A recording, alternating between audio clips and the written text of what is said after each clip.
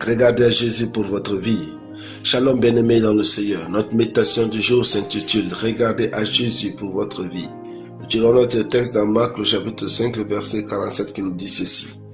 Il entendit que c'était Jésus de Nazareth et il se mit à crier « Fils de David, Jésus, aie pitié de moi. » Alléluia. Frères et sœurs, la vie est faite de plusieurs facettes et elle peut changer. Là où vous êtes n'est pas là où vous finirez votre vie. Cependant, pour changer votre vie, vous devez avoir l'intelligence de reconnaître les opportunités et de les saisir. Dans le verset, Jésus passait par Jéricho pour aller mourir à Jérusalem. C'était donc la dernière fois qu'il y passait. Et Bartimée, qui a appris à ne pas regarder aux hommes, a saisi cette opportunité unique et a quitté de la marche au miracle.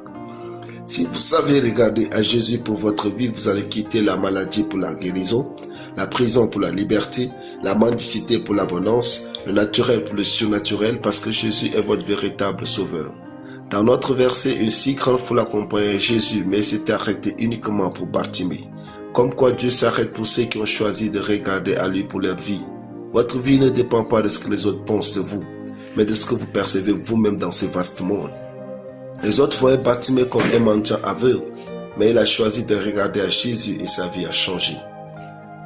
Le fait de ne pas regarder à Dieu fera de vous, à la longue, une personne aigrie, triste, dépressive, jalouse, tendue et une éternelle mendiante. Parce que ces hommes vers qui sont tournés votre espoir vous décevront. Bartimée a choisi Jésus comme son espoir. Vous n'êtes pas en vouloir aux hommes. Le miracle de la vie commence par ce que vous percevez.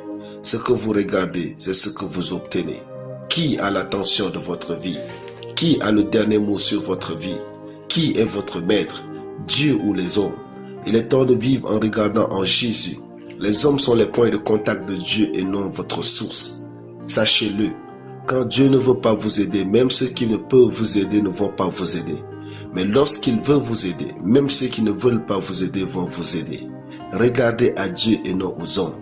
Parfois la question n'est pas si vous êtes à la bonne place, mais à qui regardez-vous? Aller à l'étranger n'est peut-être pas la solution. Regardez à Jésus et faites ce qu'il vous dit. Alléluia. Prions. Merci Père pour ta parole. J'ai le regard et le cœur fixés sur toi au nom de Jésus. Amen. La lecture biblique en une année. Job chapitre 26 à Job chapitre 30. Soyez bénis, c'était le Père du ciel.